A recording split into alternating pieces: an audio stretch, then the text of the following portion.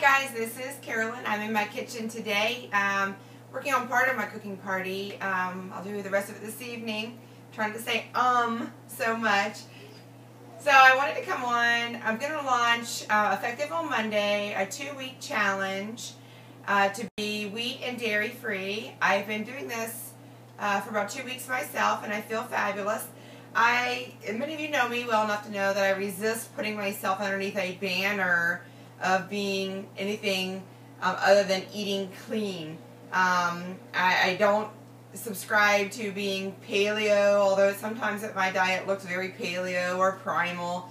But I resist putting myself under those banners because one of my favorite indulgent meals involves things that would be breaking the philosophy of paleo or primal, and I don't want guilt or shame or feel like I fell off the wagon connected to food that I enjoy.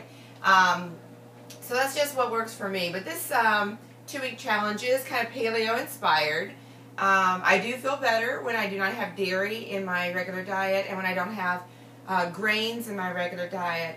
The foods that cause inflammation for me are things like legumes and rice, oats, and most dairy causes that for me too. Doesn't mean I can't have them. It means when I have them on a very limited basis and not very frequently.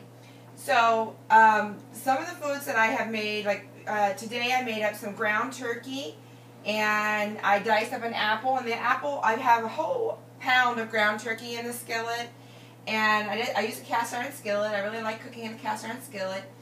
For a whole pound, I used an apple this size, and I diced it up. So it's like 1/4 of an apple per serving. I also put in some black mission figs in there. I like a combination of kind of spicy and sweet. It's got Italian seasoning in it, but it's also got red pepper flake in it. And then at the end, I put in some chopped kale and other greens. This travels very well with me and heats up very nicely. And it has a little bit of everything in it for my meals. The reason I also call this paleo inspired is if I understand properly, they do not do sweet potatoes. And sweet potatoes are a major part of my diet. So I will be having sweet potatoes. Dairy and oats, or dairy and grains are the only 2 things I'm taking out. And I don't usually do legumes, period, anyway. I already got my eggs boiled. Good lean source of protein. My tuna, I always have ready. I know fresh is best, but on those 10 and 12-hour work days, the can is sometimes what happens. Avocados, great source of healthy fats.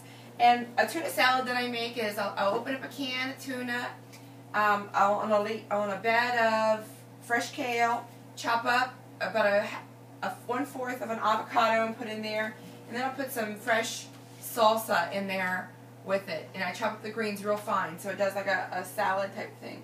Have some fresh berries. Oh, and I want to tell you guys about this little trail mix I've been making. I take some dry cherries, and these are from Trader Joe's. They don't have any added sugars to them, so those go in there. And then I put in some pistachios, and these do have sea salt on them, and they are dry roasted. And then these are just raw almonds, so I'll put some almonds in there. And this is a little trick I learned actually from the Arnold, because they were handing out little samples of this trail mix at one of the primal or paleo type things. But I found this turkey jerky, and this one is only 50 calories for a 1-ounce serving. And I only use about, it says there are 2 servings in this bag, and I make it last for 3 servings. And there's only 110 milligrams of sodium in there.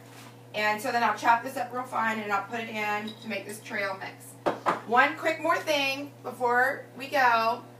I want to point out I have my cookbooks over here, and these are all good cookbooks, and I take a little bit out of all of these when I'm working on a recipe. Just because a recipe is in a book doesn't mean that it's a recipe for you. And a treat or a dessert recipe is a treat or dessert. It does not, no matter how clean, how paleo, how primal, you know, whatever it is, just because it's in the cookbook does not mean that you can live on in and that it's going to be the best choice for you. So read through your cookbooks. You don't have to go buy one that's specifically for paleo or primal or whatever it is you're doing. Just look at a recipe and see how you can make it work for you. I hope you found something valuable in here. I need to cut it off now or we're going to be too long to publish. Love you. Have a great week.